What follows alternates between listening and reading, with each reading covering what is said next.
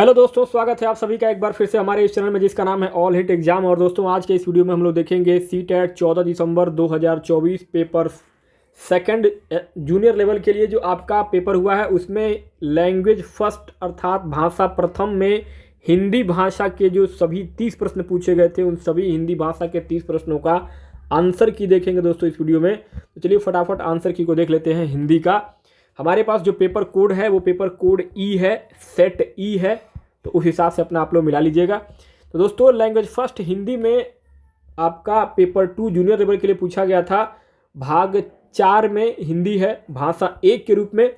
इसमें गद्यांश पूछा गया है कि शिक्षा एक सृजनात्मक सामाजिक एवं सांस्कृतिक कार्य है। आप लोगों ने पूरा गद्यांश पढ़ा होगा यहाँ तक। और अब इस गद्यांश के ऊपर आपका पहला प्रश्न पूछा गया था 91 नंबर पे कि किस शब्द में इक प्रत्यय का प्रयोग हुआ है। तो यहाँ दोस्तों 91 नंबर के इस प्रश्न में आपका पहला विकल्प सही हो जाएगा। सामाजिक में जो है वो एक शब्द का प्रत्यय हुआ है। ऑप्शन नंबर आपका फर्स्ट यहाँ पे सामाजिक करेक्ट हो जाएगा। नेक्स्ट आगे क्वेश्चन नंबर सेकंड यानी कि 92 नंबर पर दूसरा प्रश्न पूछा गया है भाषा फर्स्ट हिंदी में निम्नलिखित में से कौन सा शब्द कारक चिन्ह नहीं है।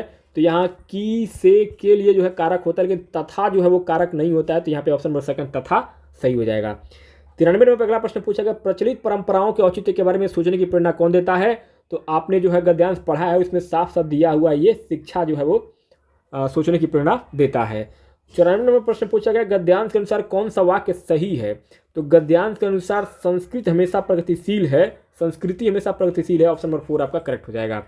95 नंबर प्रश्न पूछा गया कोई भी संस्कृति किसी देश काल के सापेक्ष होती है, इस वाक्य से क्या आशय है।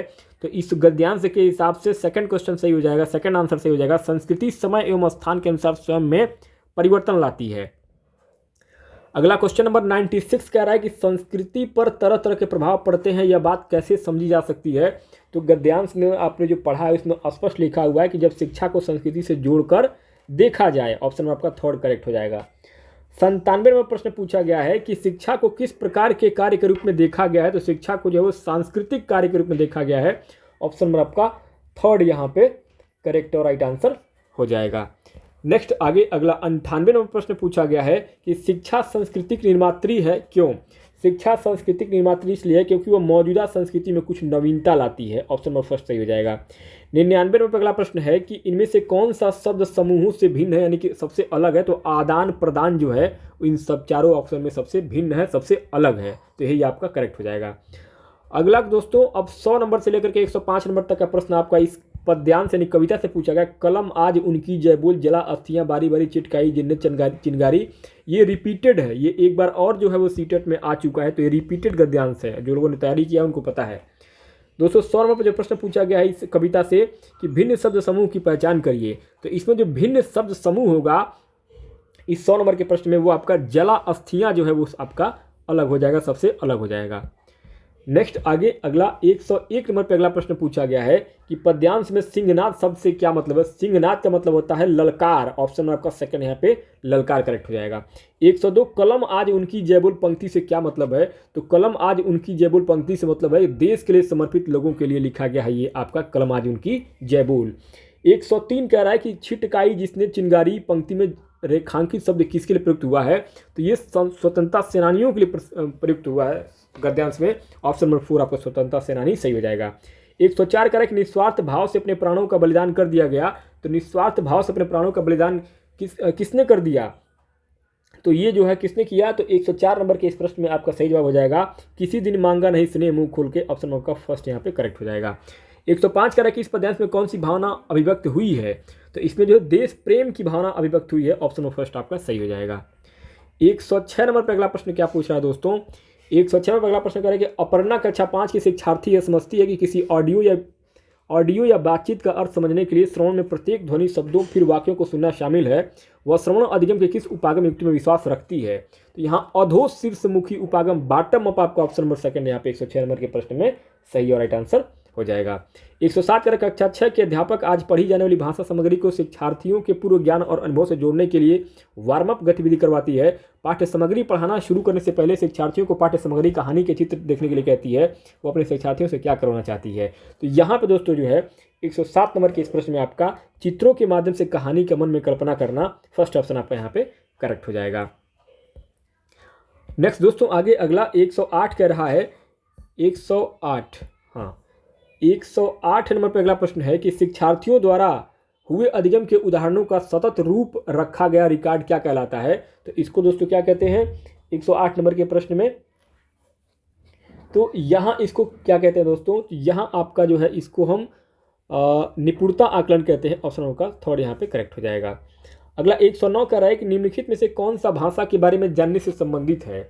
भाषा के बारे में दोस्तों जानने से मतलब प्रक्रियात्मक ज्ञान। आपका 109 में आपका ऑप्शन नंबर सेकंड करेक्ट हो जाएगा। 110 निम्नलिखित में से कौन सा कथन भाषा की बोली के बारे में सही है? तो भाषा की बोली के बारे में जो कथन सही होगा वो आपका भाषा की बोलियाँ एक क्षेत्र से दूसरे क्षेत्र में भिन्न होती हैं, सही हो जाएगा ऑप्शन में आपका फर्स्ट यहाँ पे 110 नंबर के प्रश्न में राइट आंसर हो जाएगा पहला। 111 सामग्री की प्रमाणिकता किससे संबंधित है? सामग्री की प्रमाणिकता जो है वो आपका जीवन के वास्तविक संदर्भों में विकसित या लिखित सामग्री से संबंधित है, थर्ड ऑप्शन आपका सही हो जाएगा।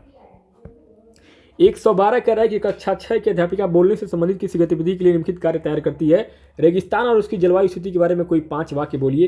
क्या यह एक अच्छा या अच्छा कार्य नहीं है? अपने उत्तर और उत्तर के कारण का चयन करिए। तो 112 नंबर के इस प्रश्न में आपका ऑप्शन में फर्स्ट करेक्ट हो जाएगा। यह एक अच्छा कार्य है क्योंकि शिक्षार्थियों ने भूगोल की किताब में रेगिस्तान के बारे में पढ़ा होगा, इसलिए उनके पास बोलने के लिए सामग्री उपयुक्त है। ऑप्शन आपका फर्स्ट यहाँ पे करेक्ट हो जाएगा। 113 नंबर पहला प्रश्न है निम्नलिखित में से कौन सा विदेशी भाषाओं के अध्ययन के संबंध में राष्ट्रीय शिक्षा नीति 2020 के परिप्रेक्ष्य में सही नहीं यानी कि गलत है? तो यहाँ पर सही जो नहीं है, नहीं की बात अगर की गई है तो यहाँ पे आपका थर्ड ऑप्शन विदेशी भाषा को त्रिभाषा सूत्र के अंतर्गत अध्ययन की जा रही 3 भाषाओं में शामिल नहीं किया गया है, यही आपका जो है वो आपका राइट आंसर हो जाएगा। 113 नंबर प्रश्न ऑप्शन नंबर थर्ड। 114 बहुत से भारतीय जो नौकरी के लिए विदेश जाते हैं वे उस स्थान की भाषा सीखते हैं, इस प्रेरणा को क्या कहा जाता है? इस प्रेरणा को समाकलनात्मक प्रेरणा कहा जाता है। ऑप्शन आपका सेकंड यहाँ पे करेक्ट हो जाएगा। 115 भाषा अधिगम में सर्वांगी सिस्टमेटिक दक्षता क्या है? तो सर्वांगी या सिस्टमेटिक दक्षता जो होता है वो आपका इस बात को समझना और प्रयोग में लाना कि भाषा एक व्यवस्था के रूप में कार्य करती है। फर्स्ट ऑप्शन आपका यहाँ पे करेक्ट हो जाएगा। नेक्स्ट आगे अगला 116 कह रहा है कि यहाँ एक पाठ्य सामग्री या कुछ कथन है, पता लगाइए कि यह पाठ्य सामग्री किस भाषा प्रयुक्त रजिस्टर का प्रतिनिधित्व कर रही है। भारत का संविधान प्रत्येक व्यक्ति को समान रूप से देखता है। इसका तात्पर्य यह हुआ कि देश में प्रत्येक व्यक्ति, महिला और पुरुष, सभी धर्मों, जातियों, आदिवासी, शैक्षिक और आर्थिक पृष्ठभूमि के सभी को समान रूप से देखना है। इसका तात्पर्य यह नहीं है कि असमानता समाप्त हो चुकी है, असमानता नहीं होना चाहिए। कम से कम लोकतांत्रिक भारत में सभी व्यक्तियों की समानता का सिद्धांत माने रखता है। तो यहाँ पे दोस्तों जो बात ये हो रही है, ये बात हो रही है आपका सामाजिक विज्ञान प्रयुक्ति की। तो यहाँ पे ऑप्शन में आपका सेकंड करेक्ट हो जाएगा। 117 कार्य निम्नलिखित में से कौन सा कार्य समेकित अधिगम कौशलों को समुन्नत करता है? तो समेकित में दोस्तों समुन्नत जो करेगा वो आपका करेगा रोल प्ले। ऑप्शन में आपका रोल प्ले नहीं, सॉरी थर्ड यहाँ पे करेक्ट होगा। 117 नंबर के प्रश्न में आपका परियोजना कार्य, ऑप्शन में थर्ड यहाँ पे करेक्ट हो जाएगा। 118 निम्नलिखित में से कौन सी शास्त्रीय भाषा नहीं है? तो शास्त्रीय भाषा यहाँ पे हिंदी जो शास्त्रीय भाषा आपका नहीं है। नेक्स्ट आगे अगला 119 कह रहा है 119 कह रहा है कि निम्नलिखित में से कौन सी युक्ति संदर्भ में व्याकरण शिक्षण से संबंधित है?